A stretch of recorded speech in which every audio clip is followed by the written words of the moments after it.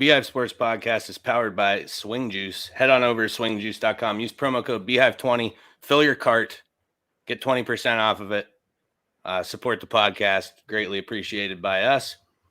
Today's episode, we have AFC, NFC wildcard weekend. Going to discuss that in sports history. Another 5 fast facts for you. In the things that sting, we have a Petco Field fall update. If you've been following the show a long time or remember that, it was in September. A woman and her child fell. There's been an update on that case. And 3 more NFL players arrested. Shocker. Yeah, right. And then in my hive, it's the Fan Rant divisional round. We're getting down to the nitty gritty.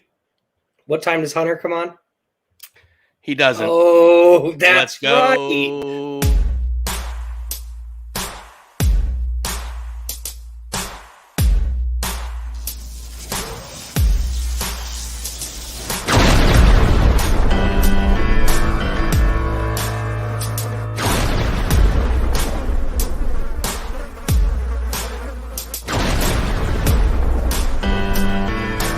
Welcome to the Beehive Sports Podcast. Here are your hosts, Joe and Sketty.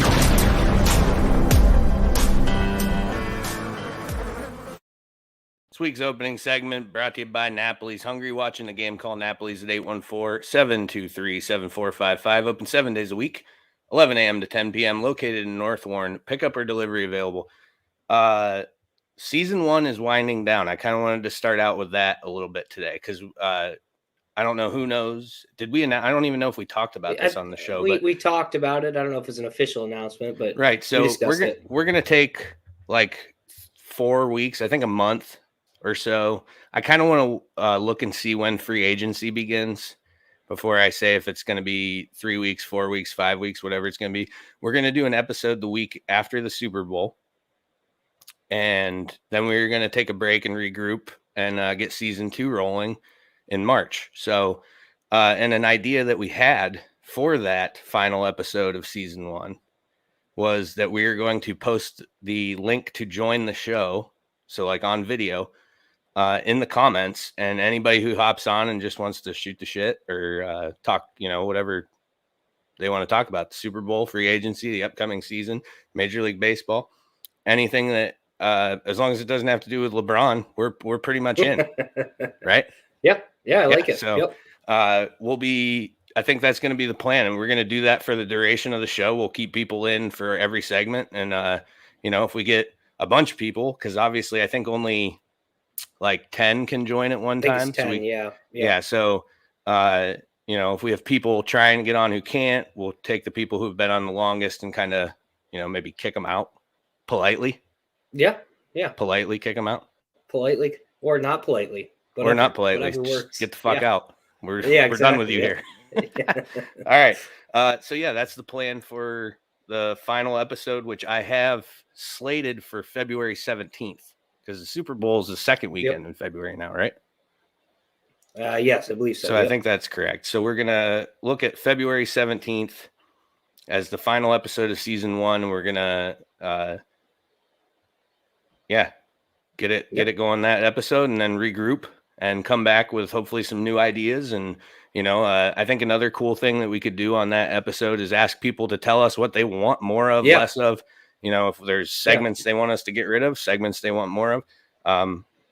Because as it stands, the only person I know who likes the sports history segment is my mom. And might be getting the boot. Well, I don't think it will because, my birthday's in March. My birthday's in March, yeah. Yeah, okay, all right. May not get me anything. Makes sense. I like that, yep. So Fan Rant last week, highly successful. We had, I still am actually really shocked that we were able to get a person from every team. I didn't think we'd be able to pull that off. So thanks to everybody who helped find me people. Chad Stewart, big help. He got us 2 people. Yep. There is the sad news that I know a lot of people. I saw Stewie commented on the Facebook post. Matt Ramage will not be joining the show. He had something come up. It's a personal matter he has to handle today. So he will not be coming on. today, but I do believe he'll be on before we get the season wrapped up. I hope he comes on. He's not going to be on the fan rant, but you hope he's not on the fan rant. I know he's not going to be on the fan rant. Oh, okay. No, because the Niners stamp a guarantee. Okay. 97% positive. I can't even go up. 97% positive. 97%. Which is a vast improvement over the Cowboys' 100% probability of loss. 3% chance of win's pretty good for the Packers. Well, time will tell, my friend. I heard you talking shit. We're already not friends. You're lucky I came on tonight. Win handily. Holy shit. I do think you're going to. I can't wait to come back on and talk the most amount of shit ever. Opening segment's probably going to be 2.5 hours of just me, just play by play, breaking the game down. You're just every play. Every play. Yep. Well, while we're at it, let's get into some talking points here. What do we got? A couple comments I wanted to look at. Oh, Darren, Ron, how are you guys? Thanks for tuning in. Ron's going to be on here in a little bit. Darren would have been on if the Colts could make the playoffs, but Jacksonville. Jacksonville's tough squad they got going down there. All right, AFC. So I just wrote down some talking points, stuff I wanted to touch on for each game. Bengals, Raiders. Obviously, I'm going to go in order because obviously I want to start with the Bills, but I'm going to keep it in order the way the games were played. Yep. So Bengals, Raiders, a little bit of, iffy stuff happening in that game with another ref crew. Yeah. Jerome Boger. To the radio. Yeah. Yep. Jerome Boger's crew. They've already announced that they will not be doing a divisional round game because of so many mishaps in that game. One super important one, the whistle, whether I guess we would call it inadvertent because Burrow was not out of bounds when the whistle blew. No. But the whistle blew, and that's non-reviewable. That's a dead play. And they went and talked and even said, nope, it was after he threw the ball or something like that. Not a good look. Not a good look. Yeah, it is. So the Raiders could watch. I mean, it was like maybe a half a second before it hit the guy's hands for the touchdown, but yeah, it was definitely not after the play. Yeah, so the Raiders definitely get hosed as far as that play went. It was Tyler Boyd, I think, caught it. But Joe Burrow, man, just calm, cool, collect. Joe Burrow, the brightest lights are shining. He's looking like the guy who's going to play his best football. You got to be a little scared in the AFC. This Bengals team might sneak up on some people here.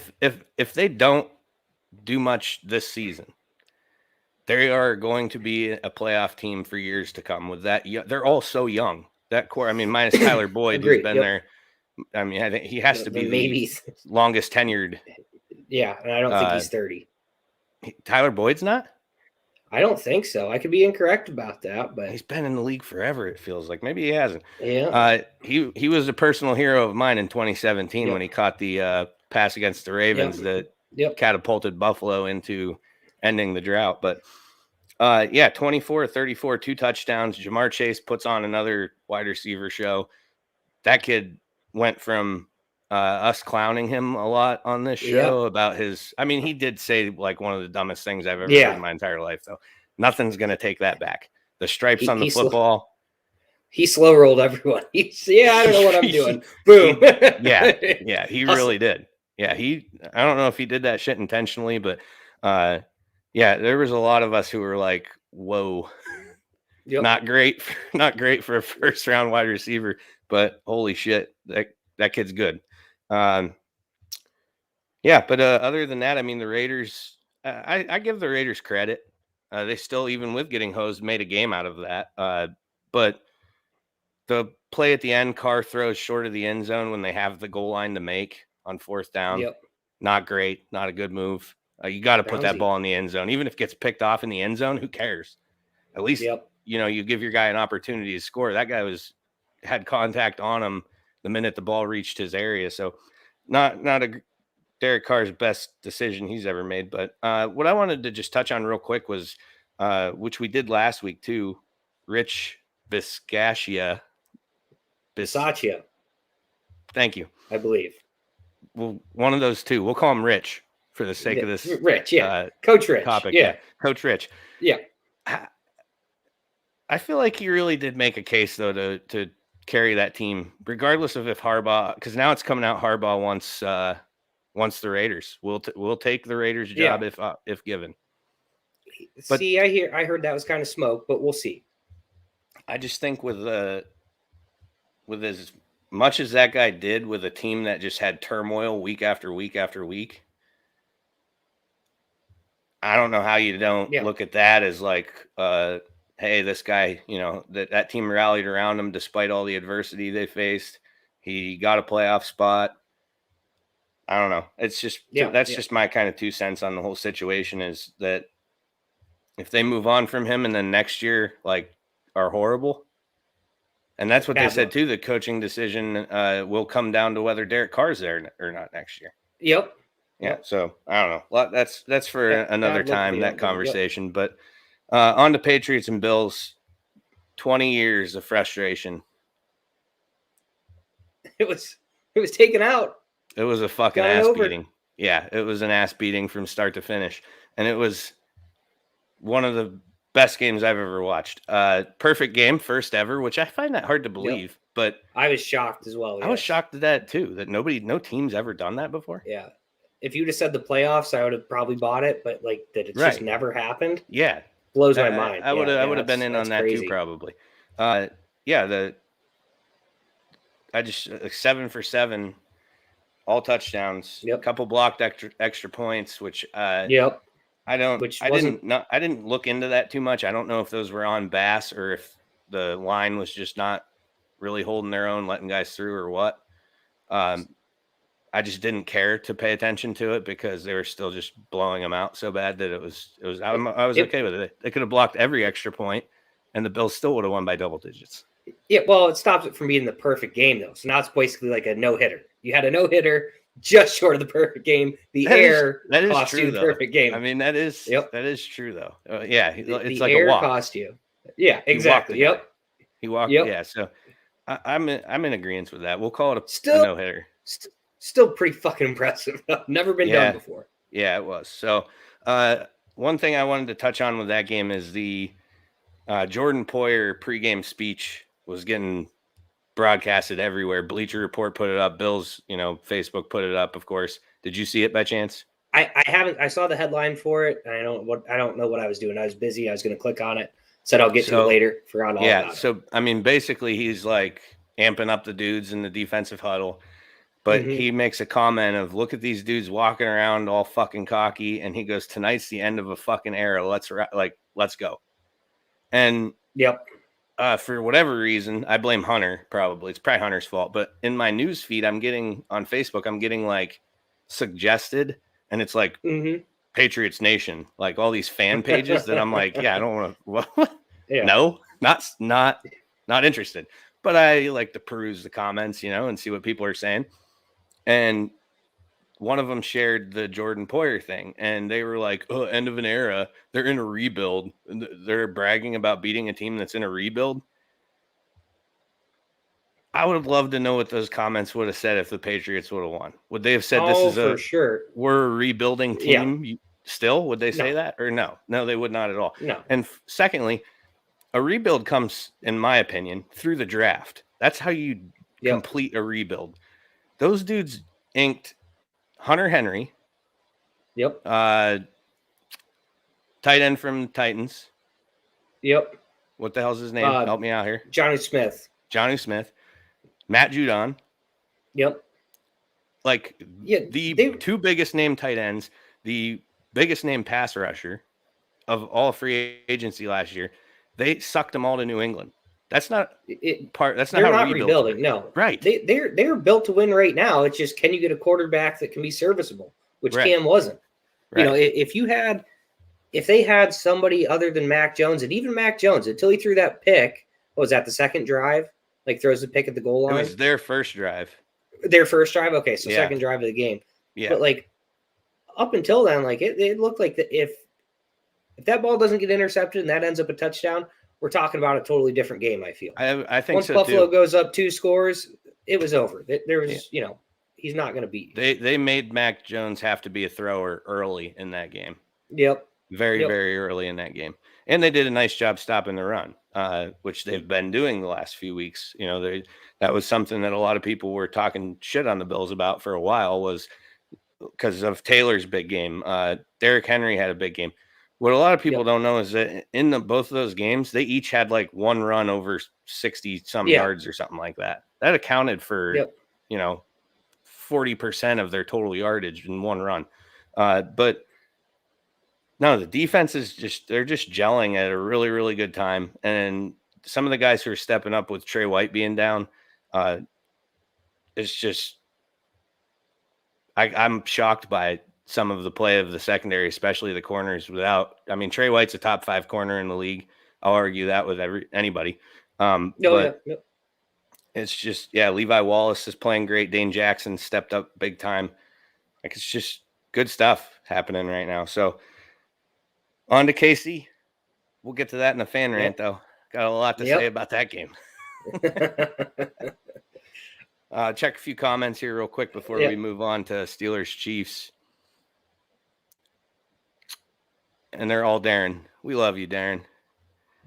Our number one fan. Joe's football team has now thrown more perfect games than his baseball team. Incorrect. Because it was a no-hitter. Exactly. We've determined that it's a no-hitter. And now he's making fun of me about the Jags. That's fair. Tyler Boyd's 27. That shocks me. I thought he get in the league when he was 19. Like, I feel like he's been around forever. Maybe that was his rookie year. I mean, he came out of Pitt. Yeah, it must have been young though, is what I'm saying. Maybe I'm wrong. I don't know. I just feel like that dude's been around for a long time. Fitzpatrick attending the Bills game with his shirt off. We're gonna get to that. That may or may not be part of the fan rant later on. Fucking nut job. Hunter team is built, just developing a QB, correct? And that's not a rebuild. The rebuild is done. It's just getting Mac Jones, like Sketty said, to be serviceable. Yep. Rookie QB looked like a rookie QB against the best defense in the league. Okay. Numbers don't lie, Sketty. When you get to play the fucking Jets and the goddamn Dolphins.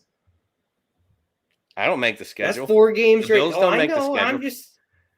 We're going to find out how good the defense is. We're going to find out this week. I think the defense is good. Best might be a little bit of an over-exaggeration. He got drafted by Pitt in out of Pitt. Not by Pitt, by Cincy, right? Yeah. In 2016. Tim, let's see a picture of Hunter in his jersey. Hunter, text me a photo of you in a Bills jersey so I can pop that up on the screen, please, and thank you. That was the bet, my friend. All right, we're going to head on into Steelers Chiefs, which there really isn't a whole lot to say. This game went just about exactly like we all thought it was going to, right?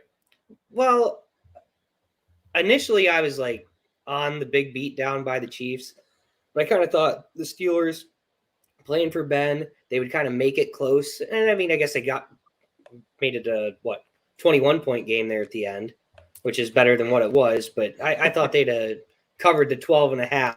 But yeah, it was a pretty pathetic performance after the first quarter. First quarter, they played the Steelers played a quarter and a half, almost a little more than a half of decent football. But with 5:55 to go in the second half, at that point forward, the Chiefs had not scored prior to that, and then scored 21 before half, 3 touchdowns in 5 minutes and 55 seconds.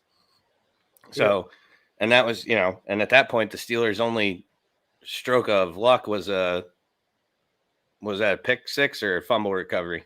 I don't remember which. I know it's a defensive touchdown. TJ Watt. TJ. I think it was a pick. I can't remember what he did, but I don't remember. Yeah, that was their only points on a defensive play. The offense wasn't doing anything. So this did bring up a lot of question that I saw in a lot of posts and feeds, was that this is why they didn't need to add the 7th seed, because you look at what the Steelers did, you look at what the Eagles did. Here's what my argument would be to that. I think if the Chargers are in that game, or even the Raiders, not just because of the division rival and the teams know each other, but just I think the teams. Chargers were a much better football team than Pittsburgh was. The Steelers just lucked into it. I mean, they completely lucked into the playoffs, which I called from the beginning of the year. They'll find some BS way to get in. Yeah, you did call that. But, it just, they didn't deserve to be there. Ben said it before the game, and I think he was kind of using it as to hype the team up. We're probably team 14, and, we shouldn't be here. We're playing for nothing. And we're not turns out good. he's correct. I think he's correct. Yeah, well, he was right about all of it. I don't know if it was a pump up thing or if he just actually knew what he was talking about. Yeah, it could be a little both. But but I still I don't know. I like the sevens. I like having 7 teams. I think that you look at, 20 teams don't make the playoffs. That's a lot when you only have 12. I think adding the 2, it doesn't hurt me. It doesn't hurt my feelings. I don't know. One of them's got to win a game at some point. And plus, too, I think that just it makes the 1 seed more valuable. It does. It does. Yeah. So I don't know. I'm for it still. Again, like I said, I think in the case of Pittsburgh, had the Chargers been playing in that game or the Raiders, I don't know how that exactly would have worked out had they tied and both made it. I don't know. I think it would have been the Chargers got 6. Chargers 6, Raiders 7. Yeah. So it would have been Raiders in that game who, division rival better than Pittsburgh. I just think, I don't know.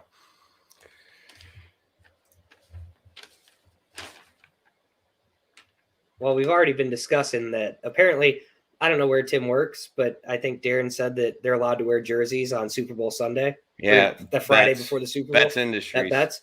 Yeah, so I told him when the Niners get there, I'll let him wear a Bosa jersey the whole day so he can act like a fan of a winning team. So we're saving it until that happens. Hunter just got excuses. He said he needs a Bills jersey. You don't know a ton of Bills fans. You live in Warren, Pennsylvania. Right. All right. Heading on over to the NFC, Sketty.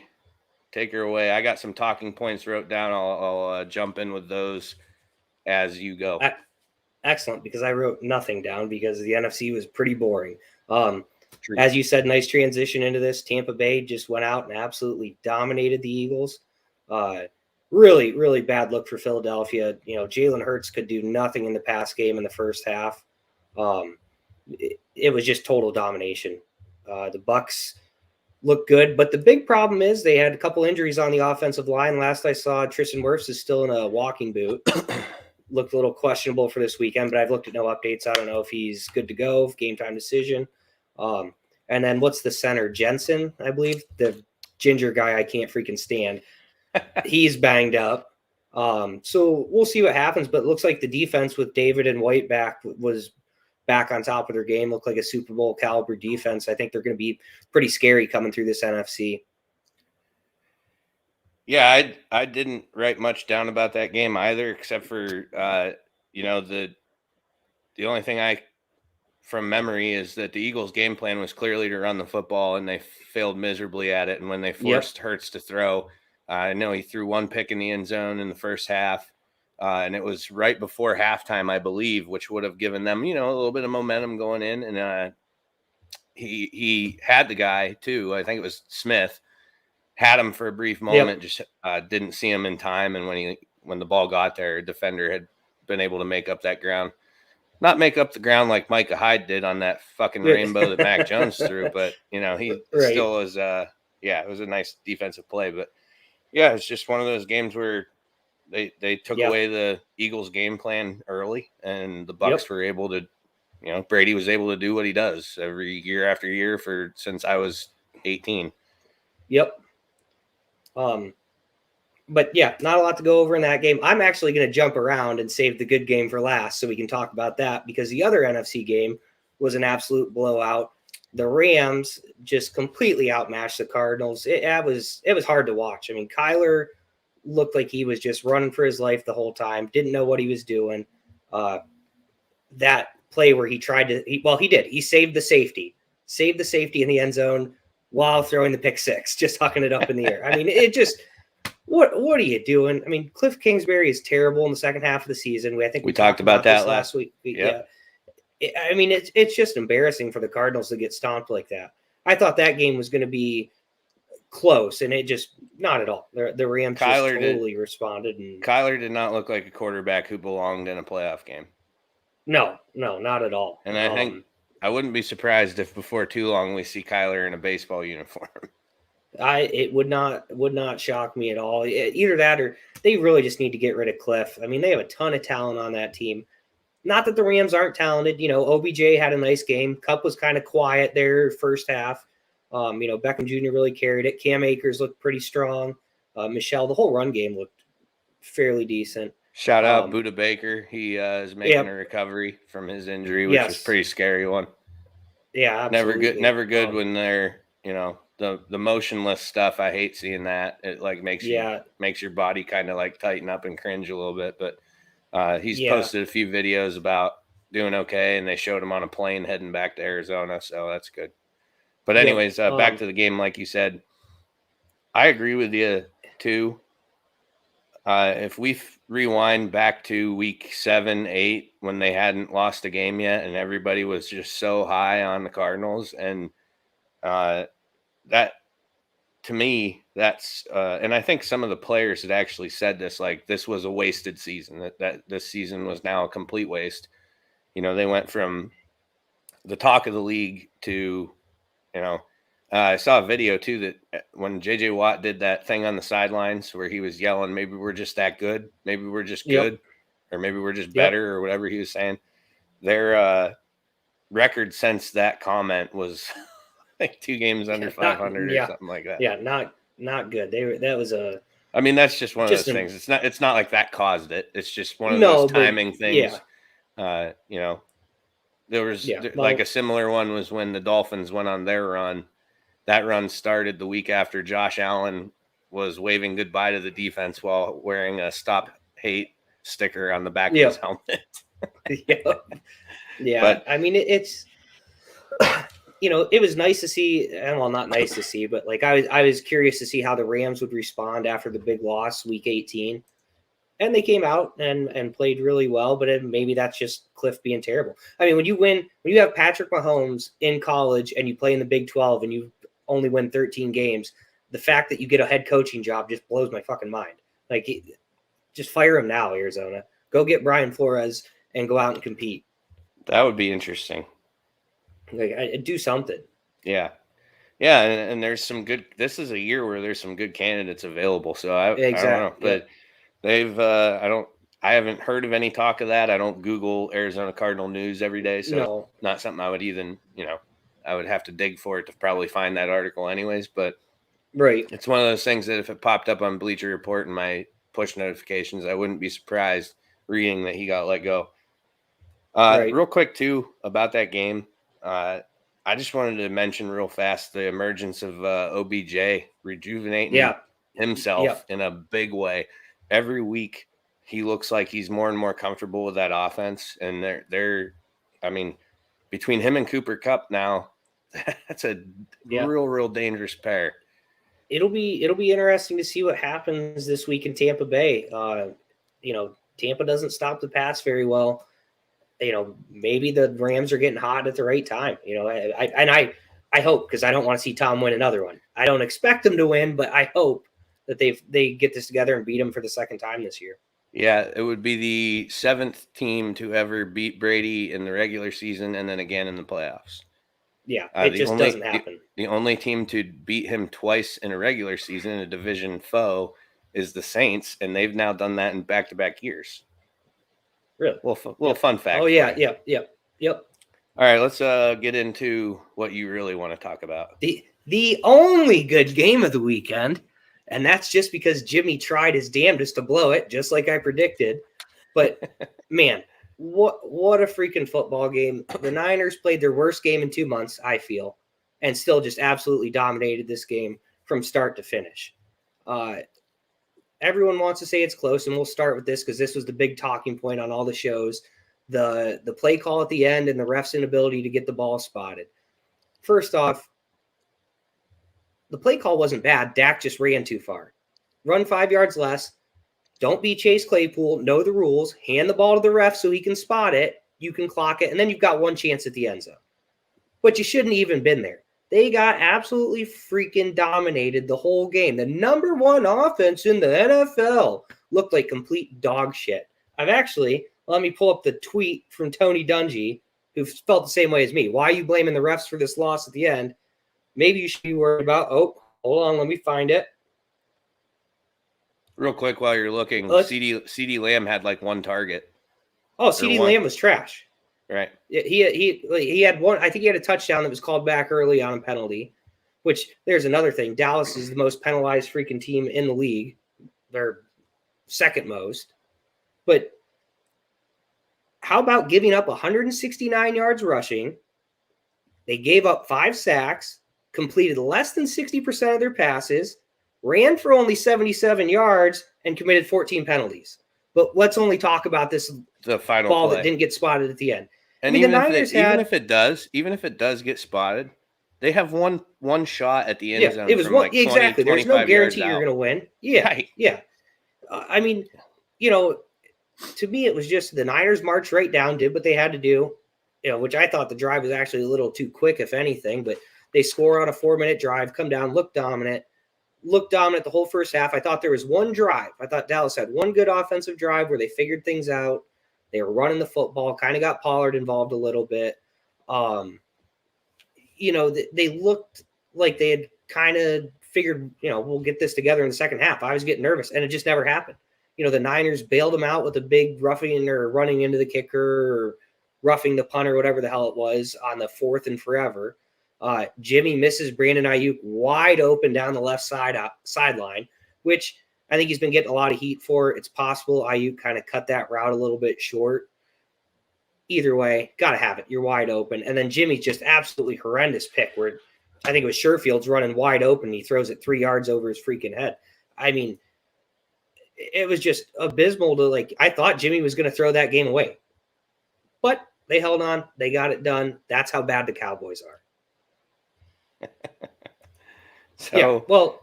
One talking point about that game I wanted to mention was Dak. His comments after the game where he commended the fans for throwing things at the referees. They should have been throwing shit at Dak. Yeah, I saw that. They should be throwing stuff at him. The NBA actually released a statement condemning Dak Prescott, the NBA's Referees Association. And I don't think the NFL, I don't even know if they have a union or what those guys are, but I didn't hear anything from their end. But yeah, the NBA Referees Association put out a statement regarding that and saying that something needs done about these comments. He's normalizing it to be okay to try and injure or, degrade a referee for doing their job. I agree with him on that. I mean, trust me, I bitch about the refs more than probably anybody I know, because just the complete and utter inconsistency that group is. Yeah. One game they're letting them play, the next they're calling everything when they look at each other. And I think that's a problem. I mean, it is a problem for sure. But those guys are still human. I recognize that, and that mistakes are going to be made. I recognize that. And to urge fans or commend fans for throwing shit at them is not okay. And I think I don't know if the NFL will do anything or, whatever. They should. Dak had way more to do with that loss than the refs did. I mean, it's a small part of me believes that Dallas ran that stupid ass play and did that so that all this talk would be about that and not the fact that they just went on there and just stunk the place up. I mean, they were freaking awful. You have one touchdown drive the whole game. The other touchdown was set up off the Jimmy pick on whatever it was, the 30. That was when I started seeing that game going in a different direction, to be honest with you. I was afraid at that point because Jimmy misses Ayuk. Yeah. I honestly thought the other one too on the 4th down play when they for whatever reasons they put Trent Williams in motion and Jimmy snaps it before Trent gets set. There you go. Take another game-winning play off the board, and we got to, punt it away to Dallas. He played his worst game in 2 months, but we still won, which is what gives me all the confidence in the world that this is going to be the bounce-back game against the Packers this week, and it's just going to be at least a touchdown game, at least. We shall see. Anything else before we well, here we go. Timmy has entered the chat. I think we'll talk about it for another 5 minutes. Oh, geez. Hey, just a question for Timmy since he's listening. How many sacks did that vaunted Cowboys line have? Micah Parsons and Randy Gregory? How many? Was it, what? 0? It was 0. That was 0. Unbelievable. Unbelievable. All right. We're going to wrap it up then. This week's opening segment was brought to you by Napoli's. Hungry watching the game? Call Napoli's at 814-723-7455. Open 7 days a week, 11 a.m. to 10 p.m. Located in North Warren. Pickup or delivery available. We're going to take a quick minute and a half break, and we will be back with This Week in Sports History. Hungry? Watching the game? Order some Napoli's Pizza, voted the best pizza in the Times Observer Reader's Choice every year. Homemade, hand-tossed, delicious hot pizza, stromboli, salads, subs, and so much more. Located in North Warren, come on in or call 814-723-7455 and ask about our specials. Pickup or delivery available 7 days a week, 11 a.m. to 10 p.m. Again, that's 814-723-7455. Hi, this is Brian Hagberg, and I wanted to take a moment and tell you about our new website, yourdailylocal.com. Your Daily Local is your new home for news, sports, and events in Warren County and beyond. Our goal is to cover the people, places, events, and happenings that matter to you in a variety of ways, including writing, video, and audio. And the best part? All of our content is available for free. Head to yourdailylocal.com to get the news you need when you need it.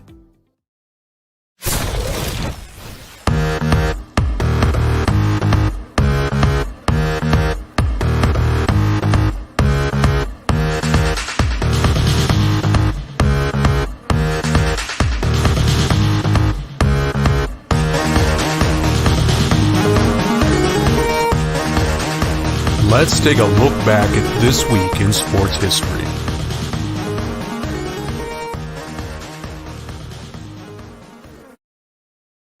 This Week in Sports History brought to you by Your Daily Local. Visit yourdailylocal.com for the news you need when you need it.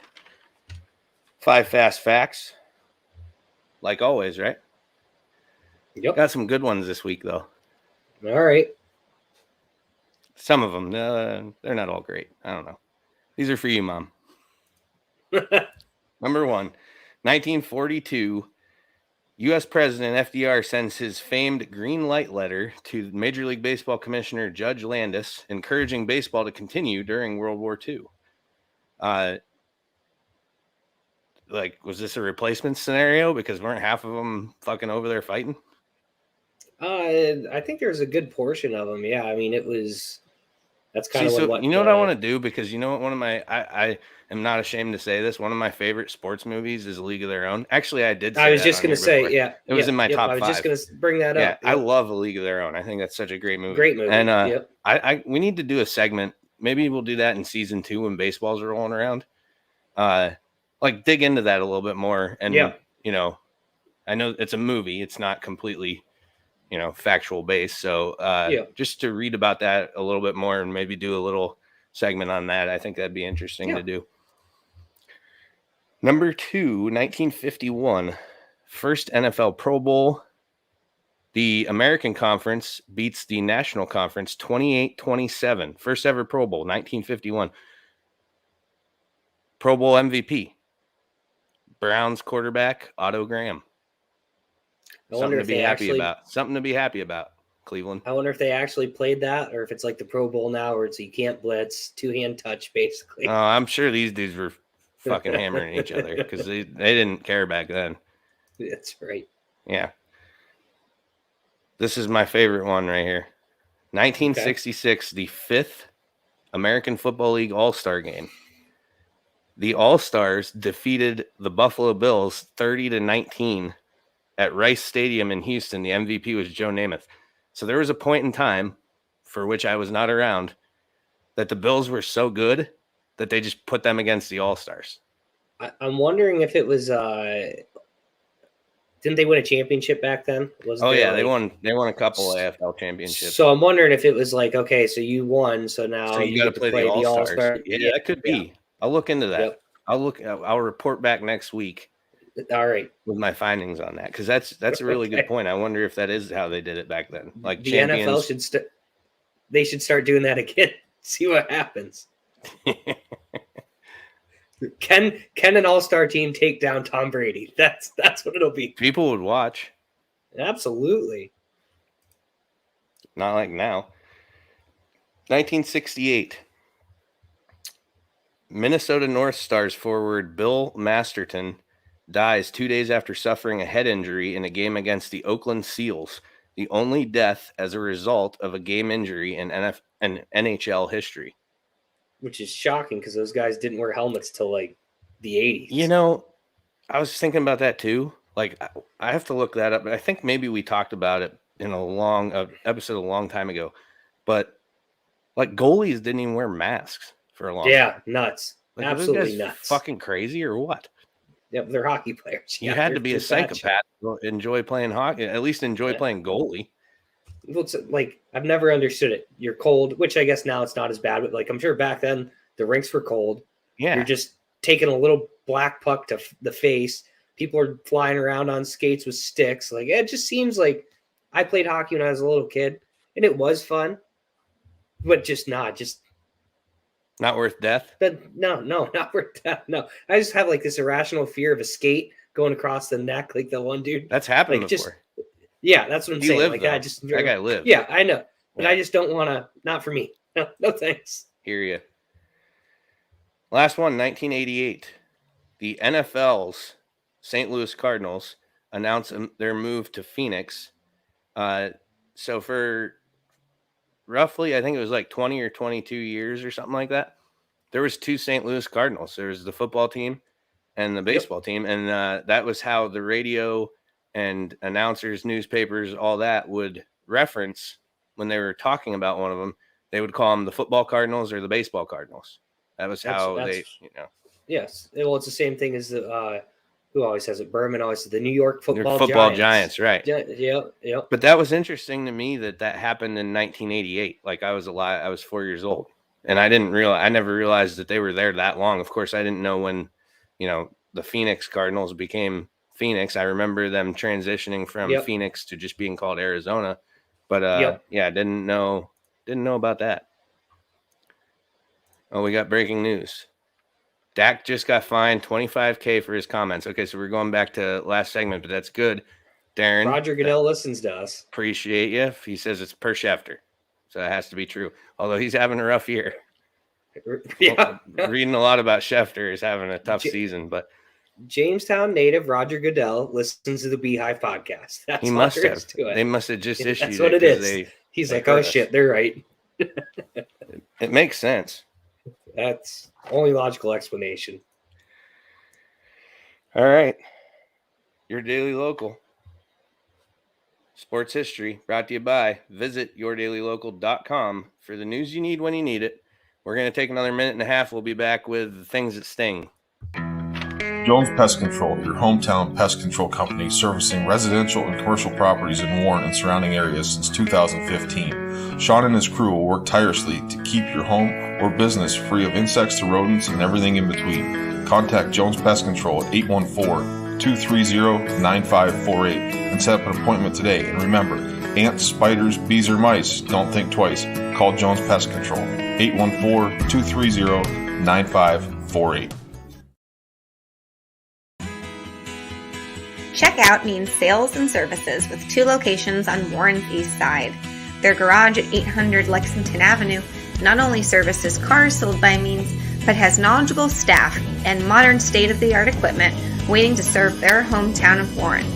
Whatever you need, including alignments, tires, brakes, yearly or enhanced PA inspections, oil changes, and much more. Make your appointment today at 814-723-7191, extension 2.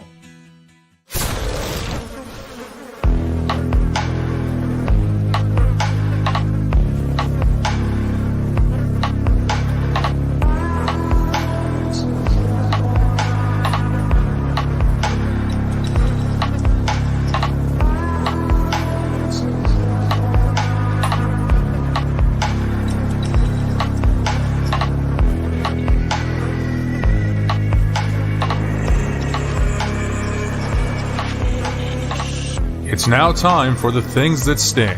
The worst stories in sports, according to Joe.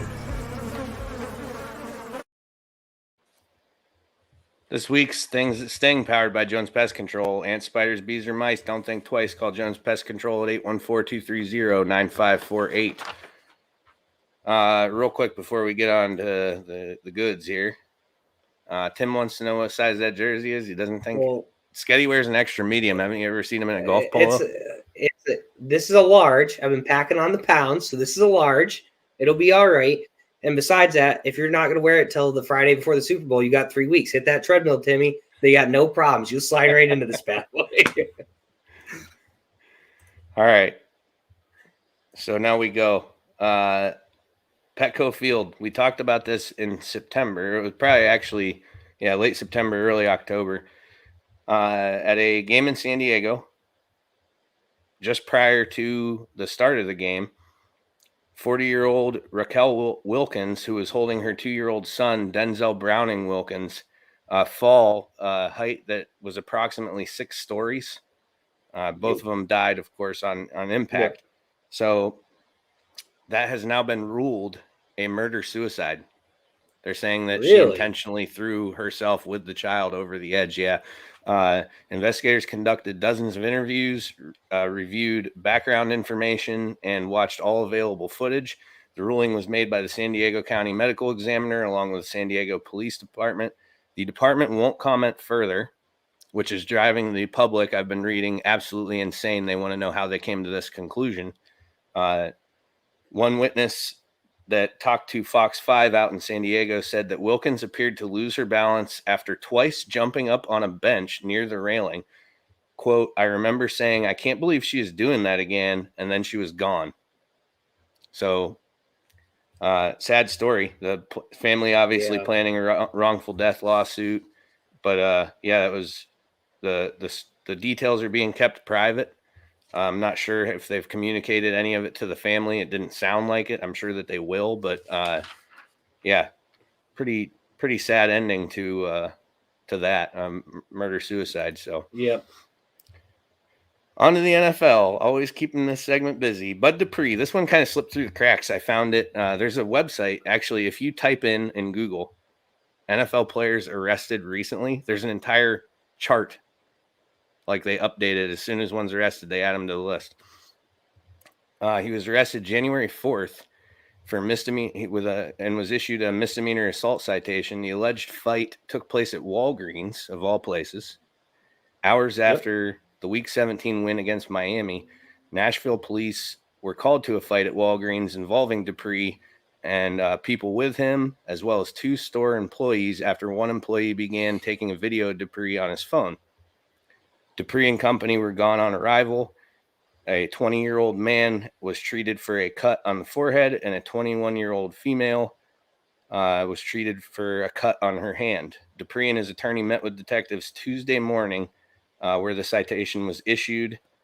So that would have been Tuesday, the 4th, so 6th, I guess, if we're looking back. Because like I said, this one I didn't see. I did not see anything about this. So as I said, they met with detectives a couple days later. He was issued a citation. The details were basically that Dupree and company left the store after an argument and then came back in where Dupree grabbed the victim and the phone. He was charged the misdemeanor assault charges for fear of bodily injury.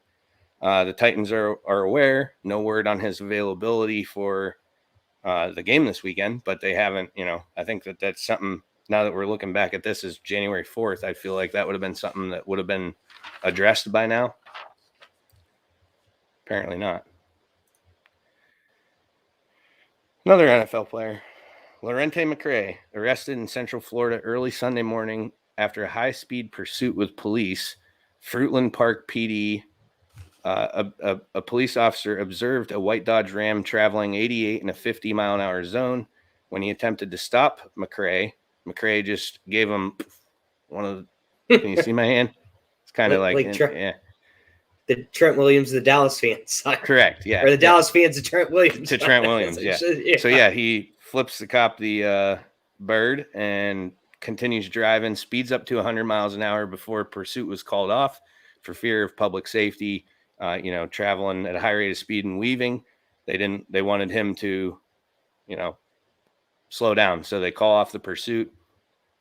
Later, Tavares PD notifies Fruitland Park police that they found the vehicle stopped and that McCrae had an altered mental status. He was transferred to a hospital where he was interviewed by the initial officer who attempted to stop him. And he admitted to driving the vehicle and says, quote, to the officer, "Oh, that was you? My bad." He apologized. It's fine. Right. So he's charged with felony 2, fleeing and eluding, disregarding the safety of the public, and speeding also. $5,000 bail. He was released, scheduled to appear in court February 14th. Don't worry, we got more. Malik McDowell. This one's a dandy. This is a dandy. So video just emerged, and I watched this today, that McDowell was at the gym Monday morning with, it looked like a trainer or friend or something, working out. They show him walking around the gym and everything. Seems fine. Upon returning to his hotel room, he strips naked and goes roaming near a children's learning center, where then Broward County sheriffs are called. The 6'6", 290-pound, 25-year-old naked Malik McDowell is then confronted by police, charges at one of them, which there's video of this. Full speed charges at the guy, starts throwing punches. He's later tased and arrested, charged with aggravated battery on an officer, resisting arrest, and obviously indecent exposure. No stranger to run-ins with law enforcement. In 2019, he was arrested for fighting a police officer at a gas station, which he actually served a jail sentence for. His high school football coach has spoken to TMZ and says that he's talked to Malik about the incident and that Malik doesn't remember any of it. So they're thinking, at least what they're, the story they're putting out there and moving forward with is that he was potentially slipped something in his drink. So I don't know if that was at the gym or if he went somewhere in between. Those details haven't really been announced. So nobody knows what put McDowell in this place of where he, was stripped naked and roaming around. However, typical calls when it comes to law enforcement where people do not have clothing on means they were taking something that's heating up their core temperature, i.e. methamphetamine. Bath salts were another one. That's why a lot of them would be nude. Would they would they have done any tests for any sort of public intoxication or anything like that? Would that be a standard thing that they did? Like, I'm guessing would there be some sort of tox screen? Right, if they would have known that, but and I mean they could later amend the charges and add that, I suppose. But yeah, if they didn't feel that way off the bat, then that doesn't really add up to why they wouldn't have. If they felt that way, I feel like that would have been an additional charge. Of course, I don't know what Florida's laws are either for public. Well, yeah, but I mean, like, I'm just talking standard. Would it be like, do they have to specifically say what they think he's on to? Like, we're testing this guy for... The section says a controlled substance. So it's, and they can just a widespread. Right. They would probably need to know, what they don't have to say, we think you're on meth, and then he pops for bath salts. Right. And they can't. Yeah. They would need some sort of proof or an admission, like him saying, I smoked meth. And that's why, this is happening. So, yeah, without that, they really can't, at least in PA. I don't know about in Florida. I said, I don't know what the law is down there.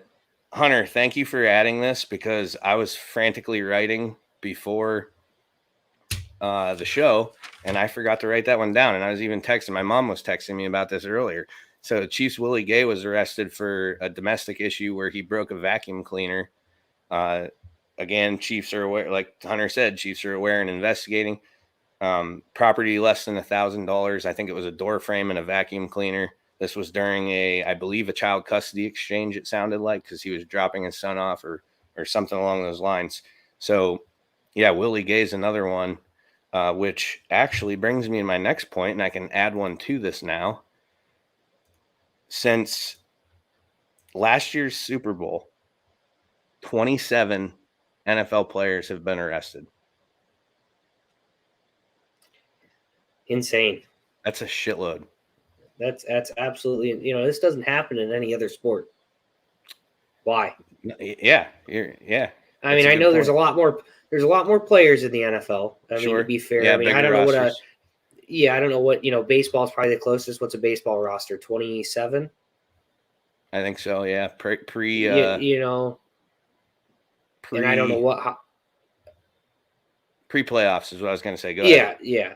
I would say hockey's got to be probably over 20 guys too. I'm thinking right around 20 guys, and 53 NBA's plus like a 12. practice squad in the NFL. Yeah. So I mean, there's a lot more guys, but still, like the numbers, I don't even think are relatable. I can't think of the last NBA player that got arrested. Yeah. Probably that dude who's not even in the league anymore. We talked about it on here. Mark Cuban's boy, Delonte West. Yeah, Delonte West. Yeah. Yeah. I mean, I really just like it. It just the NFL has a problem. Yep. The NFL has a problem, and it's just again the DUI part too. I mean, I looking through how many of them are DUIs. Like, get this shit under control. Did you see this? Joe Hayden, I think, tweeted something about this week. Like, with the off season coming, like, call and get a ride. Like, one night can mess your whole life up. Like, don't do it. Not worth it. It's probably the smartest thing Joe Hayden's ever said, because if you look back at his past in 2012, he served a suspension for possessing Adderall or having a system without a prescription or something along those lines. So he's no stranger to trouble either. But yeah, it's just, and the thing is too, is the NFL, like, aside from Henry Ruggs, which obviously that circumstance was, god awful compared to some of the other active players, because I'm gonna say active because Zach Stacy's incident was completely wrong, and some of the NFL's players' responses to that were good. Where I think it was AJ Green or somebody was like, bury him under the jail. Devontae Adams. I think it was Devontae Adams that said that. Devontae Adams. But yeah, but as far as active players go, like, what are they doing? Yep. How long do they investigate? Do they wait till the season's over? Let them play? And I'm not just saying this because the Bills play the Chiefs this weekend, but Willie Gay shouldn't be playing. Bud Dupree shouldn't be playing for. Yeah, agree. They're not doing anything to make these instances. There's nothing happening. As a 49ers fan, when they were going through all the stuff with Aldon Smith, I mean, I was happy Aldon Smith was on the field because he was a heck of a player, but I was constantly, every time he'd do something, it was like, what is the NFL waiting for?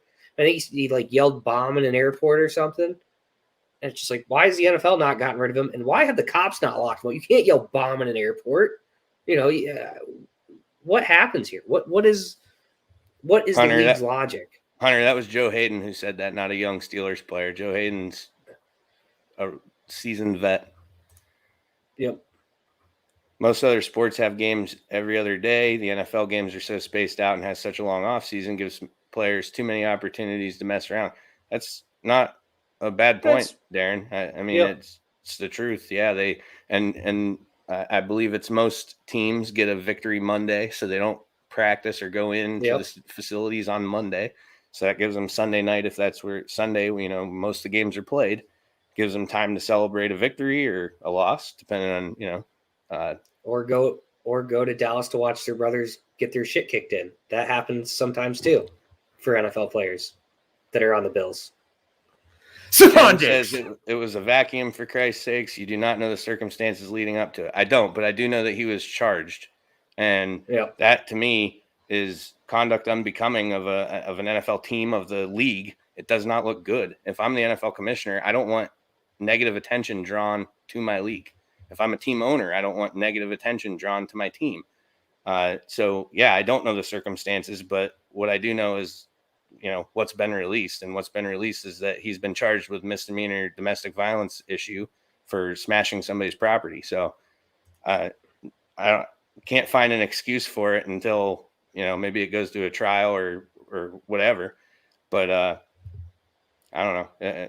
I'm not going to go into somebody's house and just smash something that isn't mine. Yeah, that's but that's one of the biggest signs of disrespect. I think, regardless of the situation.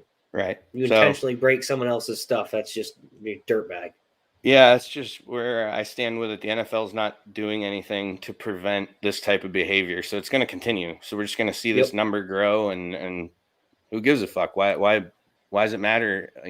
Unless you legitimately kill someone, it appears you can continue playing, because Henry Ruggs is the only one I've seen that has suffered any consequences from any of this shit that's happened this past season. 27 players since the 2 weeks after the Super Bowl. Is Watson on that list? No, because Watson should be on that list, but I don't think NFL's done anything. He's not on. They haven't, and he's not on that.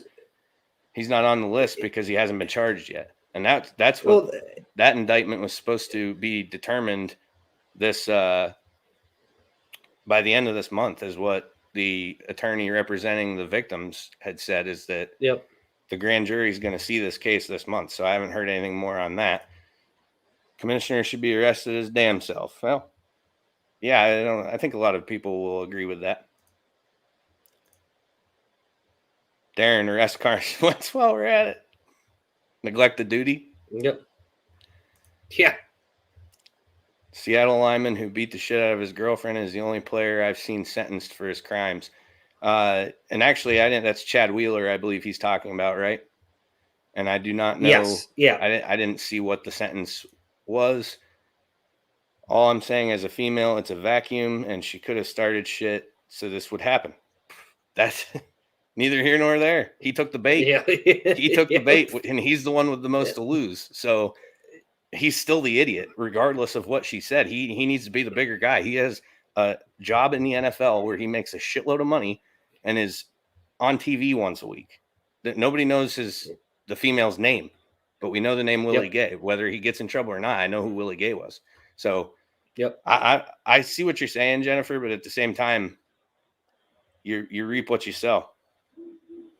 All right, we need to move on because it's fan rant time. Oh yeah, it is fan rant. We're late.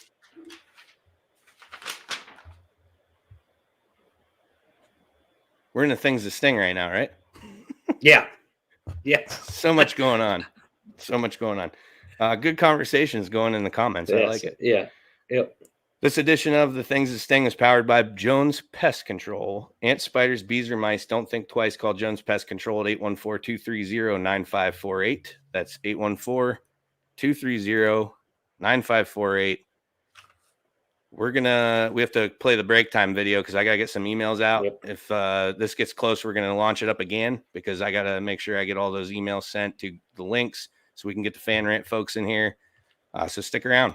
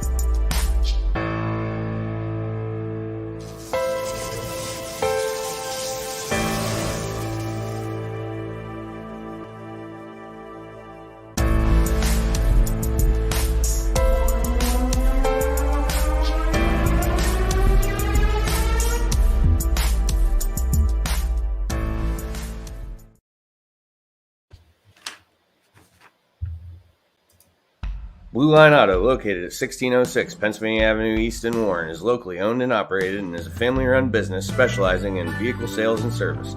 They offer state and safety inspections and general car repairs, including but not limited to brakes and rotors, tires, oil changes, batteries, starters, and alternators. They also offer vehicle undercoating prior to winter to help keep your vehicle protected.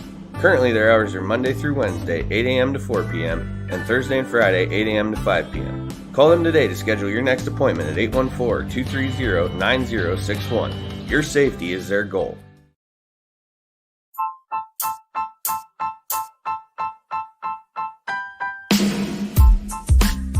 Hi, this is Ryan Klein, the host of the new pop culture podcast, Me, Myself, and Rye. You can find me on Spotify, iTunes, Apple Podcasts, Google Podcasts, and several other platforms. Special guests, breakaway shows, bonus episodes, cold beers, and a whole lot more. So what are you guys and gals waiting for? Subscribe now to the Me, Myself, and Rye podcast on Spotify or wherever it is that you get your shows and start listening today.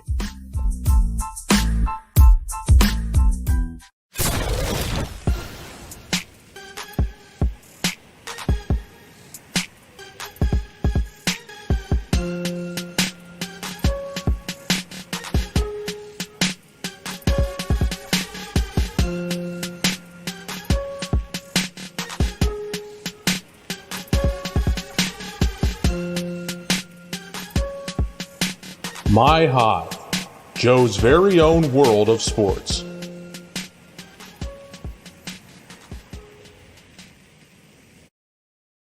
My Hive is presented by Blue Line Auto. For all your automotive needs, call Blue Line Auto at 814-230-9061 or stop in at 1606 Pennsylvania Avenue East in Warren. They're rolling in. We're getting them in. We're going to add we'll add Miles right now because he's going to be up here in a minute anyways. How you feeling, Miles? Pretty good about that game last week or what? Pretty good. Like a 31-year-old monkey's been lifted off my back. Feeling pretty good, man. I'll be honest. That's because it has. Yeah. I'll be honest. Like it wasn't the prettiest of games. I mean, it was getting to the point with the flags. I just saw the comment, Andy Dalton. I mean, it was getting to the point with the flags. Like I was getting annoyed when they were throwing them like against the Raiders. And, I just, dub's a dub. And I think, the jitters are off. We got out, pretty quickly and we were pretty effective, but then we kind of tapered off. But, I'm happy that's all done and over with and ready to take on the Titans. Ethan, rocking some sort of dirtbag stash right now. What the fuck is going on with that thing? When you live in Fayetteville, North Carolina, you got to blend in. Is there a lot of creepers down there or what? Yeah. Jesus. I'm going to stay away Leave from the stash boys. alone. I think the stash looks wonderful. I can't even. You got that new high def camera, Sketty, and I can't even see that little thing growing underneath your nose right now. Wait till we get the light in here. I'll get a little bit closer for you, bud. You can see that thing in there. Oh. All right, Sketty. It's for playoff football. Sketty, I believe you kind of changed the rules here, right? We're doing something a little bit different. Yeah, I thought as good as last week's was, I thought we could improve a little bit. I think we're going to give them each, like a minute to start here. Yep. Kind of give their case, and then we're going to kind of make it a little bit of a free-for-all where me and Joe will ask you a couple of questions or kind of get you started going at each other and let you go. Let you rant. All right, so we start with the away squad. So, Miles, you're on the clock, brother. Minute to go. Sweet. I think if you're a Bengals fan, which I am, you're pretty happy about matching up against the Titans. I think this is the second week in the row in which. Uh-oh. Did we lose Miles? I can't hear him. I can't either. Something froze. Our matchup, but okay, Miles, you froze for a second, so you're gonna have to back up a tad. We'll restart the game clock. Though, don't worry. We'll restart. You, all right. It's that Canadian internet. Okay. Man. I know you think I was out in the sticks. It is cold. Okay, yeah. So I think we're getting the matchup we wanted in the Titans. We'll let the Bills and the Chiefs go at it, and then see who comes out of that. I think this is a team offensively that looks very formidable, but I heard something crazy like the amount of time that you've had Tannehill, Derrick Henry, AJ Brown, and Julio Jones on the field at the same time is about 10% of the snaps throughout the entire season. So there's going to be some issues, with getting on the same page, I think, right? I respect the hell out of Vrabel as a coach. So I know that they'll be ready. But I think with the Bengals being kind of as hot as they were, and going into Tennessee, I like our chances. I mean, historically, if you want to go back and look at the 2020 season, we beat Tennessee when we were 1-5-1, and they were 5-1 at the time. So, we've added Jamar Chase since then. We didn't even have Joe Mixon at that time. So we're going to have Joe Mixon for this game. And, even with all that, Joe Burrow had one of his best games of his rookie season. So I am once again thrilled, and I'm really looking forward to this matchup. We had time? Yep. Ethan, minute. Let's hear it. All right. I spent all day today trying to figure out if I could how long it would take me to just say Derrick Henry and just stop the clock there. But I'm pretty excited that he's coming back. I think a lot of Titans fans are. And, one of my points was going to be the what Miles said, we didn't have our full squad for a lot of the season. So I think, an extra week to get prepared is going to be beneficial in that aspect. And, I think Derrick's going to slip in fine. I think it's been nice that we've had Julio back these last few weeks. But what the big thing is that I'm kind of excited about is the complete 180 that our defense has done this season. I mean, I would love to look back on a Week 7 game from last year to figure out how this game's going to be, but I don't think you can do that. So I think it's going to be a tight game. I know the Bengals wide receivers. I mean, I'm a big Pitt guy, so I love Tyler Boyd. He's one that all the defense will just forget about him, and he'll get you that big third down that you guys need. So it's going to be tight. I think that at least our playoff experience, you wouldn't think that with Tannehill, but we've been in the playoffs a few times the past few years. Hanlon went to the AFC Championship game a couple years ago, so I think we're ready, we're prepared, and it's gonna be a tight game. And I think home field should be helpful too.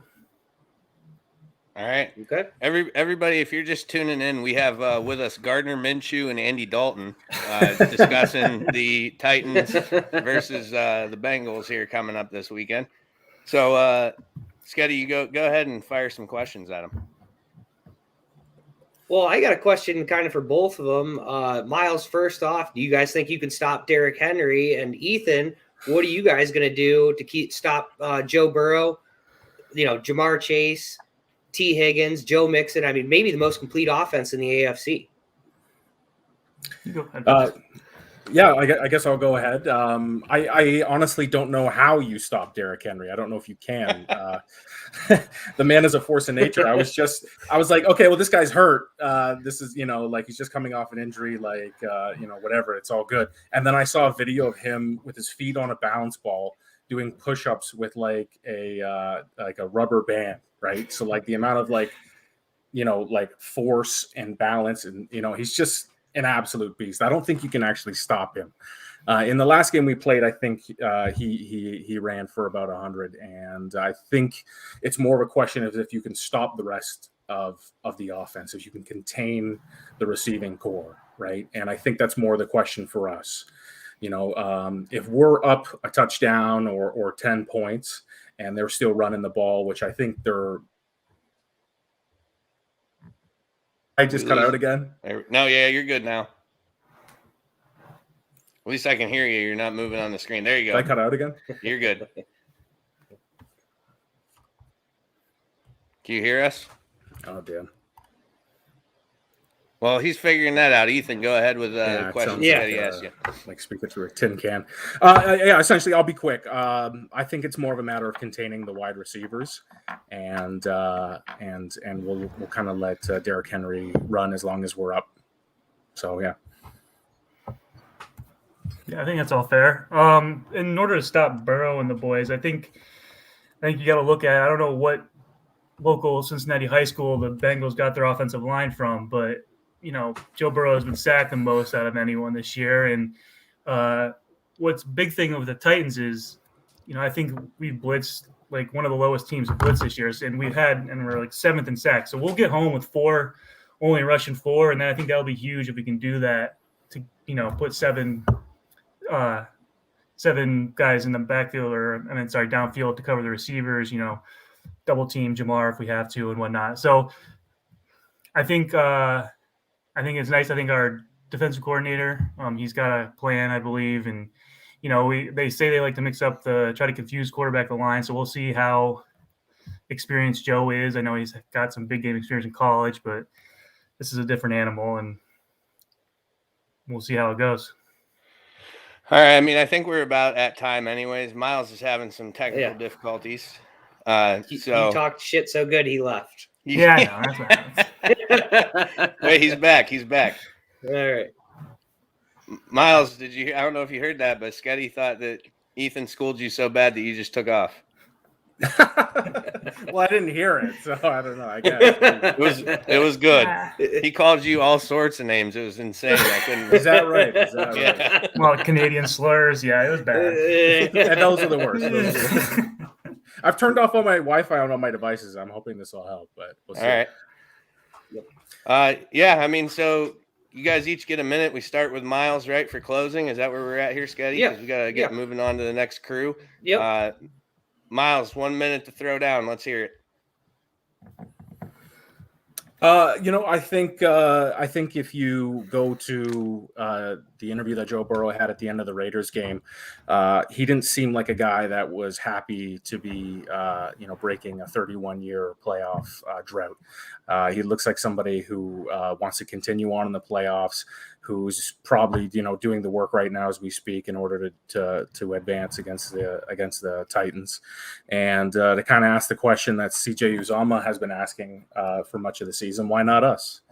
I think like Sketty said, like we have a formidable offense. I think, I am so happy that we have Trey Henderson back because we actually are going to have a pass rush against this Titans offensive line, which I was actually surprised to learn is possibly as bad, if not worse than ours, which is shocking. So I think it's a great matchup. I think you guys have a brilliant coach. On paper, it's a formidable offense. We'll see how it all comes together. But my hope is that we get to play our style of game, which is, we get up a touchdown and then we start just letting that seed of like maybe we should give up on the run start to creep into your mind as the game goes on, right? So that's my hope for the game script. No offense, Ethan. I'm on the Bengals money line for this game because I just Tannehill, man. That's who it comes down to for me is Ryan Tannehill. But that's fair. Go ahead, your minute's on. Yeah, I mean, I like this matchup from football standpoint. I mean, the Bengals. They lost 7 games this year, or whatever it was. I mean, they had some duds throughout the season. I think they're just happy to be here, and I think they won their first game, got that off it, and maybe they can make a run in a few years from now. But I think it's Titans' time right now. I think and the other big thing with the Titans is they're always underdogs. Media doesn't give them a lot of credit, and they love that. They feed off that. Did it a couple years ago against the Patriots and then the 1 seed Ravens. So they kind of feed off of this, worst 1 seed of all time kind of deal that people have been saying. So I think, it's really hard to scare the Titans off running the ball. They'll do it as long as they can. So it's going to take a couple of quarters to get us scared from handing it off to King Henry. So I think it's a favorable matchup, and I will really look forward to watching it. All right, boys. Hey, Miles, thank you for coming on again. Ethan, thank you for being first timer. One of you will be back next week because we're rolling again. Next week's championship week, so one of you will return, the other will not. And I actually forgot to put up this. I made a banner for last week's KO'd. Nice. All the people who joined us last week, which we appreciate them for coming on, but had to make a graphic for them, make them feel good. But fellas, thank you very much. Like I said, good luck to both of you. We'll see one of you next week. Yep, sounds good. Appreciate it. So much. Hooray. Thanks, guys. Hooray. All right. There we go. One down. Who's next? 49ers. Oh, boy. That's what we've been saying all year. Who's next? Ron, Who's Ron, next? I want you to come unglued in this segment. Who's next?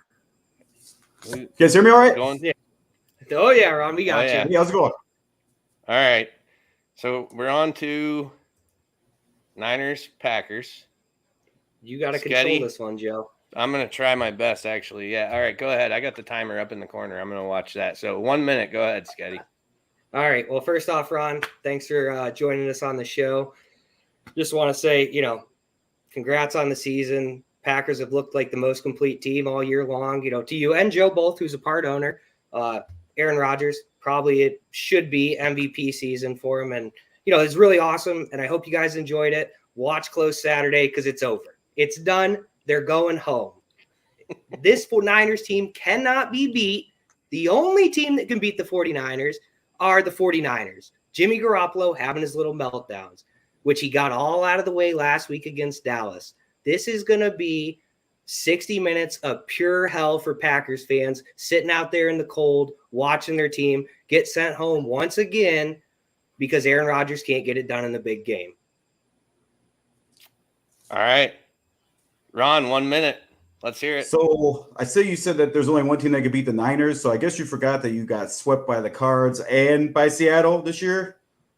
And the Packers swept the whole division.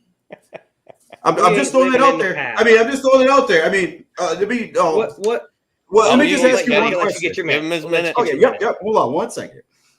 So you guys had to win all those games at the end of the year because if you didn't, you'd be sitting at home just like Minnesota Vikings are and the Bears and all those other teams are. And you guys did go on a run. And you guys beat some good teams at the end of the year. That was nice. But Green Bay has had 14 dudes on IR at some point this year during most of the games, and they're still finding a way to win these close games. And that's really the big difference here.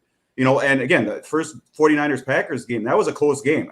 They've the Cardinals game, the Rams game. Those are all the last-second type of scores, and they've been able to win those games. And that's where I think that this is going to come down to at the end of the day. It's going to be 6 degrees on Saturday night.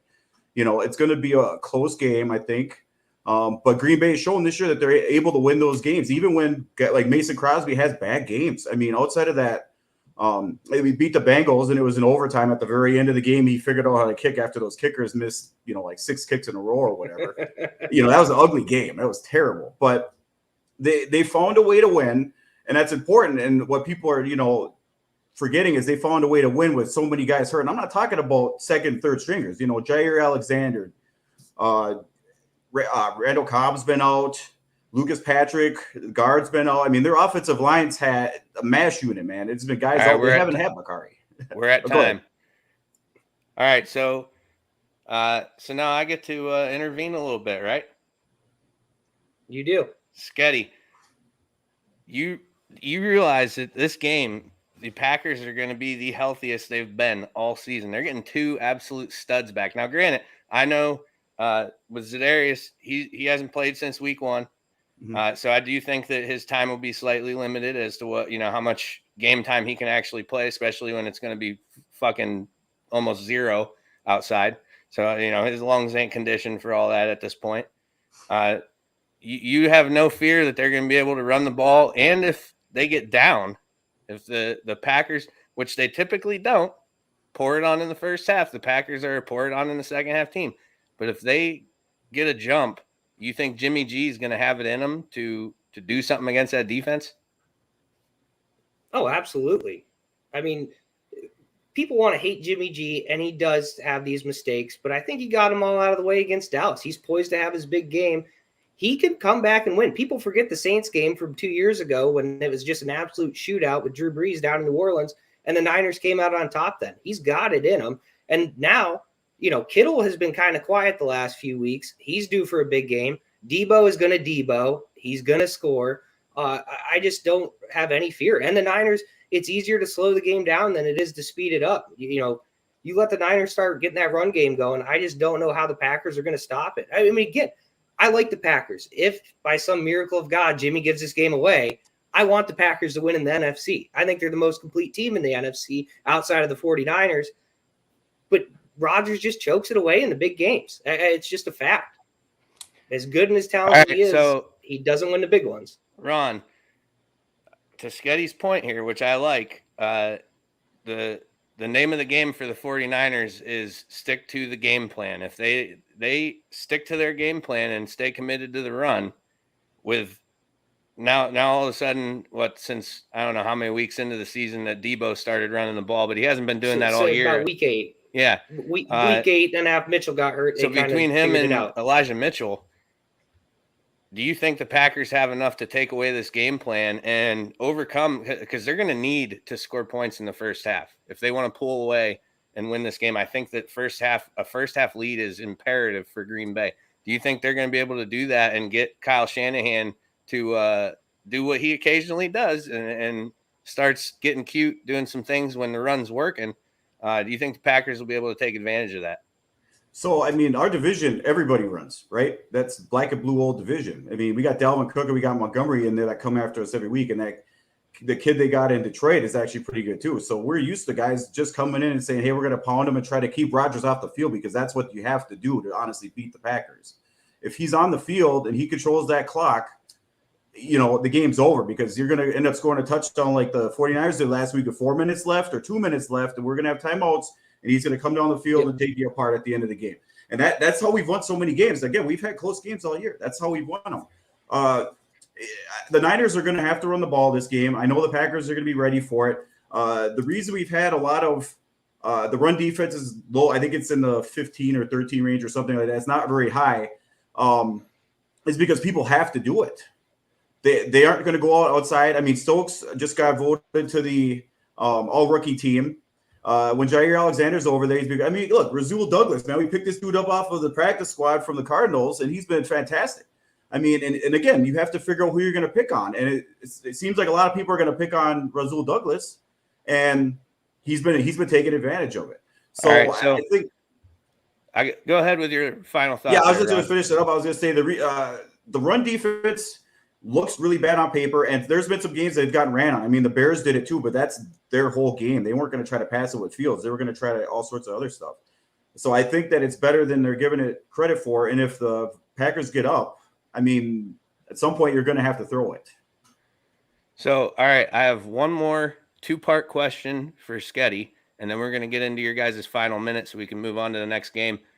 Sketty, who is going to cover Davante Adams? And the second part to that question is, who's going to cover Davante Adams? It doesn't matter who covers Davante Adams when Nick Bosa's got Aaron Rodgers on the ground looking like this the whole game, bud. Don't matter. All right. So, Sketty, 1 minute, close it up. No, in all seriousness, I forgot to cover this point that Ron brought up, but we also beat every team in your division this year outside of the Packers, which we left just a little bit too much time for. Just a little bit. I'm just throwing it out. Okay, I'm just throwing that out there. No, I just really think this Niners team, I've been saying it for weeks now, they're easily the hottest team in the NFL the second half. They're going to kind of go in there and impose their will. Rodgers is tough. You can't let it be close at the end because we've seen him come back. But I just really think the Niners are going to take it to him. This is going to be Rodgers' choke game like he had against the Bucs last year. And it's, the Niners are marching. NFC Championship, here we come. I'll be back on the show next week to either take my whipping from Ron or to gloat a little bit more. All right, Ron, 1 minute. Close it out.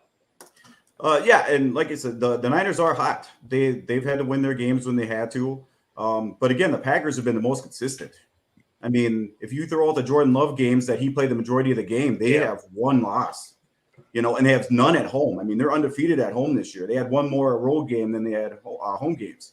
So I like the cold weather. I think that they did not have a traditional bye week. They all stayed there and they trained the entire 2 weeks off. That's going to help them. And we're getting healthy. Like, that's what makes me feel the best. Even if guys aren't going to be playing the whole time, if you put Za'Darius out there for 10 snaps, he's going to make a difference on defense. So I really like where we're at right now. And like you said, it is going to be predicated on how we start. We do start coming out of the bye bad, but again, we show that second half we could play really well, and I just feel real good about our chances over here. And I think with AJ Dillon and we're going to end up running the ball a lot, and that's just the way I see it. So Aaron Jones is looking pretty sharp this week, and we've also got Devontae Adams and Alan Lazard, who is 6'5". So whatever second corner you got to put on him, he's taller than. So anyway, thanks for having me on, guys. Ron, thanks for coming. Yeah, thanks for coming on, Ron. Yep. We'll talk soon, okay, brother? Absolutely, guys. You guys have a good one. You too. Yeah, you too. All right. We're moving on. We got Moon and we got Trevor Colvin. Let me get the little graphic up here. Scuddy, you're in control here. Go ahead. I'm in control. Thanks for joining us, guys. So who's the away team? Oh, Moon, your Rams. They got through somehow. Fucking miracle. You got 1 minute to tell us how you think you're going to take down Tom for a second time in the year. It ain't going to fucking happen, but entertain us, Moon. Tell us how it's going to happen. Well, because obviously what we have already seen is, Brady is very beatable and obviously very beatable by the Rams. They did it last year with Goff. They did it this year with Stafford. It's pretty easy. I mean, Raheem Morris obviously knows Tampa Bay pretty well, so I'm sure he's going to be able to come up with something, considering the amount of injuries they have, to neutralize Evans and whatever they try to throw out there as a running game. And I think it's just going to really come down to the lack of weapons. And, it looks like maybe the show's over for Brady. Hate to say it. Okay. Trevor, please educate this man on what's about to happen to him on Sunday afternoon. Yeah, I mean, it feels a lot like last year for the Bucs. I mean, there's just certain teams that Brady really likes to get revenge on, right? He comes to Tampa, gets beat twice in the regular season by the Saints, and then stuns them in the playoffs. So Goff beat him. You got Stafford beat him this year. But, I think you'd be crazy not to bet on Tom in the playoffs. They find a way to get it done when it matters. Stafford, probably no fault of his own, but, spent his whole professional career in Detroit. I'm not sure that he's ever played in a game like this. And so I think the smart money is going to be on Tom. I mean, in the NFL, a lot of times it comes down to the quarterback play. When you got good teams out there, it's tough to win without good quarterback play. And Stafford's had a good season, but I think the moment might get him here. I agree. Fair points. Joe, you got any questions you'd like to ask these gentlemen? Boy, do I. So, Moon, we'll start with you. Everybody, I mean, including I'm a Buffalo fan, obviously. So Tom Brady, whether it's playoff time or regular season time, I'm just petrified of that guy. He scares. I don't understand how old are you, Moon? 50. Okay, so you're 6 years older than Brady, is that right? Yeah, and you think you could be playing in the NFL right now? I've seen him perform firsthand many times. Yeah. So do you think he enters into a certain type of zone when it comes to playoff time where it's win at all costs and he just knows when to make plays, how to make plays, how to read defenses? You don't think that he's taken a different approach to this second matchup than he did in the regular season where, a game against the Rams, a win-loss, it could hurt you seeding wise later on, but it really doesn't mean a whole lot. Well, I mean, the big thing is if Aaron Donald and Von Miller are there and the pass rush is after Brady, I mean, that's the thing. I mean, Brady is just so fast to get rid of the ball, and that's what's so tough. I remember being at the Bills and Patriots where they were trying to break the record for like the loudest game and things like that. And I mean, he was going in shotgun and everything else, but the noise didn't matter. Nothing matters. It's like you said, he gets in this zone and shuts everything out and just win at all cost, Yeah, I'll just piggyback off that point. Go ahead. Right. So one of the big criticisms I always hear people talk about Tom Brady, which I find silly, is that you get this interior pass rush and he falls apart. Obviously, Aaron Donald's probably the best interior defensive lineman in the NFL, but that you can say that about any quarterback, right? So the Bucs pass rush is, I would, maybe from just pure star power, you take Aaron Donald and Von Miller over the Bucs on paper, but in terms of being a solidified unit that has so many people getting after it, Bucs pass rush, I would say is better. But really, I wanted to get the way to neutralize the pass rush is getting the ball out quick, and obviously that's what he's saying. Brady's the best at it. But you get Leonard Fournette back this week, and he's just crucial in the ability to check it down. And then obviously the rapport he has with Gronk, the relationship they have from playing, almost 2 decades together, right? The ability to just get the ball out quickly neutralize a lot of that pass rush. And you see it. I'll hear, Bucs fans watching the game getting annoyed with some of the play calls that, a lot of the casual fans of calling Brady check down Charlie. He's like throwing hitches to Evans and Godwin, and then all of a sudden it's a 40-yard touchdown. Well, it didn't happen by accident, right? It's set up, and I'm not sure that anyone is game planning as well as them. The halftime adjustments, and then just Brady's knowledge, the whole thing sets him. That's why he is the GOAT. I think what kind of work out the pass rush? What kind of fans get Tom Brady to come to their franchise, wins him a Super Bowl, and then call him check down Charlie in the stands? Yeah, people, we're spoiled. Just one Tampa Bay out of there. Spoiled in Tampa Bay, Unbelievable. The biggest thing I feel firsthand, because I've had season tickets for several years now, so I've been through a lot of the peaks and valleys of Jameis Winston, and it wasn't, Brady came in at a crazy time, right? It wasn't a normal NFL year. COVID, they had limited training camp. He's thrown into a complete, new system. So there was some bumps along the way, but it was, the difference was people believed, even when you could get the sense that it was going to be okay. Tom's going to figure it out. There's a lot of games where they were down. Last year against the Chargers in particular, I remember being there and be like at halftime going, we're going to come back from this. It's no problem.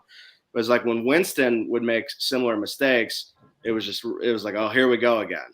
Right. And I think that if we can feel that in the stands, like the rest of the team feels that, and it elevates their play. Yep. Every week, it's someone else steps up and just plays so far beyond their level. And I think that comes from Brady. All right. One more question for Trevor, and then we'll move into closing. I can retire in 11 years. Who do you think retires first, me or Brady? Man, 11 years. I mean, maybe on the TB12 special diet plan. I don't know if there's some special sauce he's taking, but it's called don't eat carbs and sugar. Yeah, no sugar. He looks younger and younger. So I mean, I'm never gonna bet against Brady with any hypothetical. It's hard to. All right. Hey, a minute to go. Each of you. We're gonna start with the away team. Moon, take us to closing out. 1 minute to tell us why it's gonna go the Rams' way. All right. So one of the things that wasn't touched on yet was the age of the Rams versus the age of the Buccaneers. Longer season, getting longer into the playoffs. Sooner or later, I think that has to catch up to Tampa Bay. Whether it happens this week or next week, I guess we'll find out. One of the other points that was made was about game planning and adjustments. Now, both the Rams and Buccaneers have had a lot of their staff go through interviews over the week and things like that. So, is the game planning really going to be there? Are the adjustments really going to be there? or is this coach or that coach thinking about their next job? And is that going to get in the way? And I'm really not worried about this. Let's just put it this way. Back in the day, I was more worried about leaving Jamie's place after a Rams-Buccaneers game than worrying about the score this week, okay? All right, Trevor, 1 minute. Wrap it up. Yeah, I think the ability for the Bucs defense to make the game one-dimensional, I don't see the Rams being able to run, and that helps the pass rush, which in turn helps the secondary. So I think maybe at all of their positions groups, again, on the defense, they might not have the star power. They don't have I don't think any of their corners are, anywhere near Jalen Ramsey. Vita Vea is obviously not Aaron Donald. Maybe he will be one day. But the way they play as a unit, I think makes them the product on the field is a winning product. As far as their age, I mean, they have not been healthy all year. So I think there's plenty of guys that don't have a ton of tread on their tires. Supposed to be getting Murphy Bunting back. Secondary is finally healthy. I think the biggest thing is going to be if the Bucs have Ryan Jensen and Tristan Wirfs. If that offensive line's there to protect Brady, I don't see a path to Stafford and the Rams at beating Brady. It's just not there. If those guys aren't there and he's taking a lot of heat, it's going to be more of a challenge. But like I said, never bet against Brady. All right. Well, hey, thank both of you for being on. Appreciate you guys for taking the time to come on here and talk a little trash. We appreciate it. Yep. One of you will be back next week. Yeah. Thanks, Trevor, for last second. Yeah. Trevor, definitely. Thank you for that. Appreciate it. Go Bucs. We'll reach out to you next week after they win. Yes, sir. We'll see. Thanks, guys. Thanks. Yeah. All right, Moon. See ya. Hi, Jen. Oh, she's muted. Oh, what's going on here? Her. I didn't Jen, mute her. Your mic is that not you? working. There. There you go. You good? Yeah, I went and grabbed my gummies just so I could kick back and relax and listen to you rant. All right. So it's go time, right? This is what it's go time, Joe. You're I will on say the clock, bud. What can you possibly bring to the table, Joe? Oh, you're about to hear it all. You got a popcorn ready. I'm sure all week you've been like. I wrote 3 lines of notes. You can't see them because of this virtual background. So, Jen, I will say this. The NFL schedule makers did something right. They saved the best for last. The best matchup of the weekend, hands down, the most anticipated matchup of the weekend. Everybody's going to be watching this game. Yes. Because you have the 2 best young quarterbacks in the NFL going toe-to-toe again in the playoffs. Something we're probably going to see for years to come. Allen versus Mahomes. It's nothing that's going to be a shock to anybody when we're watching this same matchup 6-7 years from now. So the Bills are traveling to Arrowhead with some serious steam, that's for sure. Perfect game last week. I know that's probably not going to happen again. But I will say that their punter's probably getting pretty bored because he's only been used once in the last 4 games. What I think this game is going to come down to is the defensive matchup. We both know these offenses can put up scoring. They can score at will.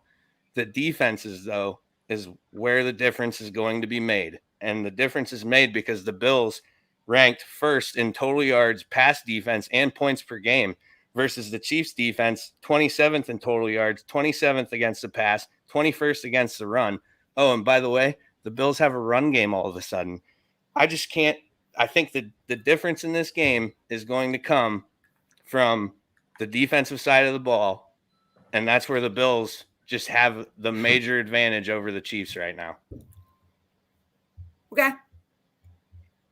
Fair enough. I came to the table with Andy Reid, I think, is 5-1 against you all. We're coming 1-1. Vegas, by the time Sunday comes, I'm going to have a 1-point advantage over you because we're playing at home. It is what it is. It's going to be, honestly, yes, defense, but to me, it's going to come down on who wants it more. Like, I'm not coming on here to shit talk with you because there's nothing to shit talk about. It's two of the hottest goddamn teams in the league. I can appreciate that. Okay. All right. I mean, to talk, but I tell you what, football gods don't like that shit any given Sunday. I have a question. Given Sunday, buddy. Jen, it's like we've known each other forever because I get totally nervous talking shit about stuff because I'm like, man, that's going to come back to get me for sure. I'm the 100% opposite of Sketty. He will just run his mouth and then take his whooping after they lose. I never have. That's how you got to do it. I got a question. We'll get this constructive because you're both a little timid. Bees, you said something about, this is the two best young quarterbacks in the NFL facing off. We're going to see this for years. Part one of the question is Josh Allen going to remember to show up this time? Because he didn't show up last year.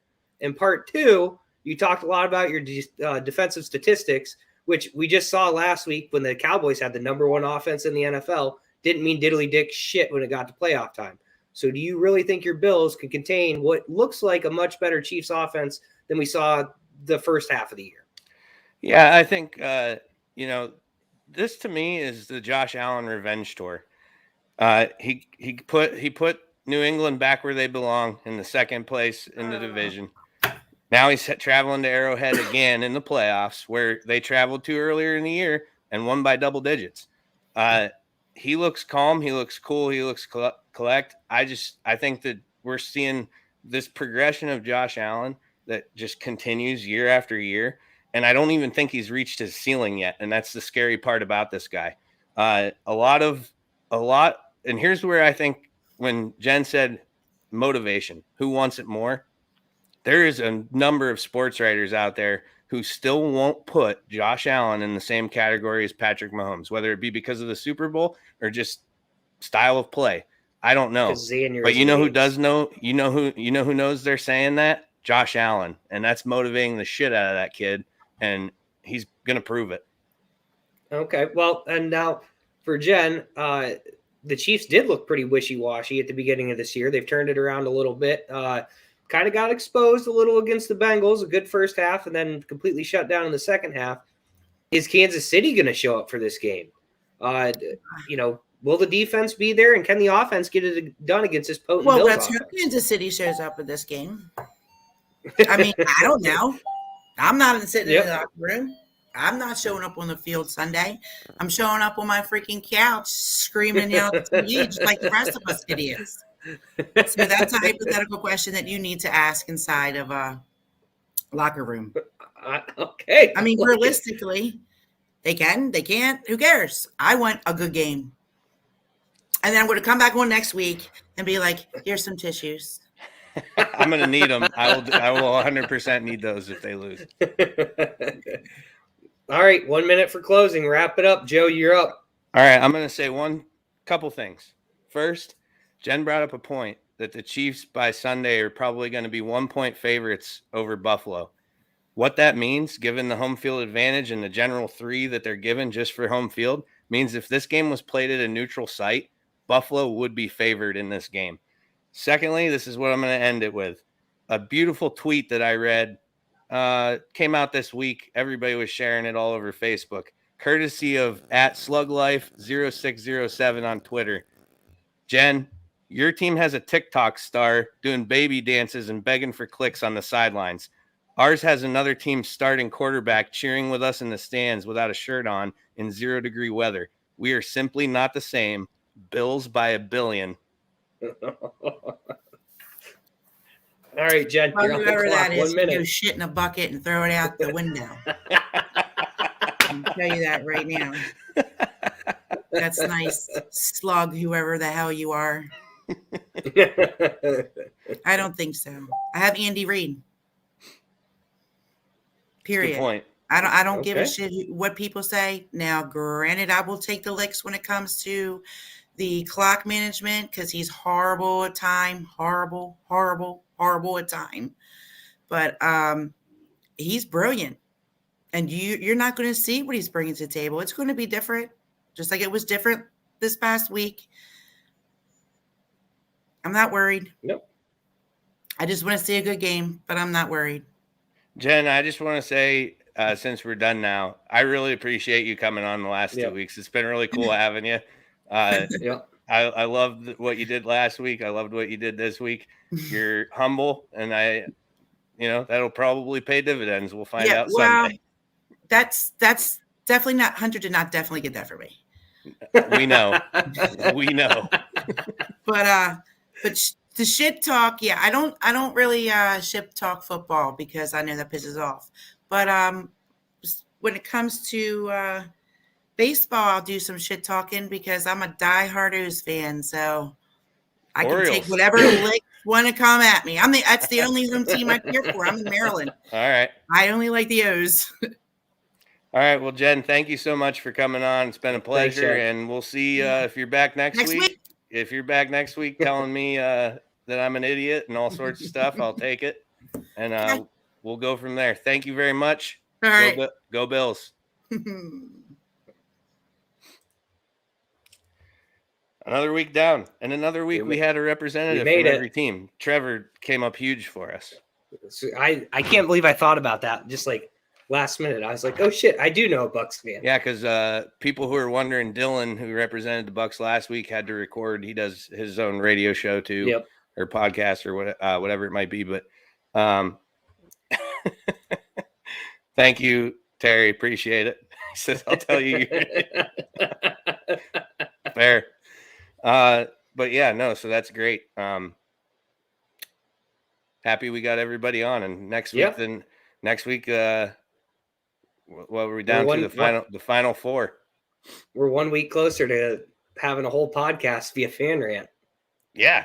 We're gonna do that. The end of the year. It'll be a 2-hour fan rant. It'll be fun. We might have to actually get together for that one with some sort of physical barrier between us. Maybe like some hockey glass or something we can bang on. I'm into it. All right. Hey, thank you everybody for tuning in this week. Really appreciate all the comments, the interaction. It makes the show go smoother. I say that every week, but it really does. Yep. We like hearing what you guys have to say. Even if you disagree with us, it's still good. We'll put the comments up there. I'm not afraid to have somebody feel differently, and neither is Sketty. He'll pout more than I will, but it's how he rolls. Gonna be real interesting. It's all good fun. Gonna be real interesting to fan rant next week when we get to the final four. I'm excited to see who's left. You just better pray that the Niners lose, because it might be just as bad as the Bills Niners Super Bowl. The amount of shit I'm going to talk next week if they win, because that's going to be my last. That'll be just us screaming at each other. Well, if the Niners somehow win this week and then they got to go play Tampa next week, that'll be my last week. So I'm going to have a lot of shit talking I got to get out in 1 week. All right. Thank you again, listeners. Appreciate you guys for tuning in, hanging out with us. I want to thank the sponsors: Swing Juice, Napoli's Pizza, Your Daily Local, Mean Sales and Service, Jones Pest Control, and the Me, Myself, and Rye podcast, Blue Line Auto. Appreciate all of you for being with us this year. And I'm saying that like this is the last episode. It's not, but just thank you guys for continuing to contribute and being part of the show. Like normal, we'll be off the air for about 5 minutes. We'll be kicking it back on for the three-bagger show. We're going to go through all the games again real quick like we did last week. I think it was like 10 minutes. So we'll be back and doing that here in about 5 minutes. So if you're sticking around, we'll see you in a few. If not, take care. Be safe.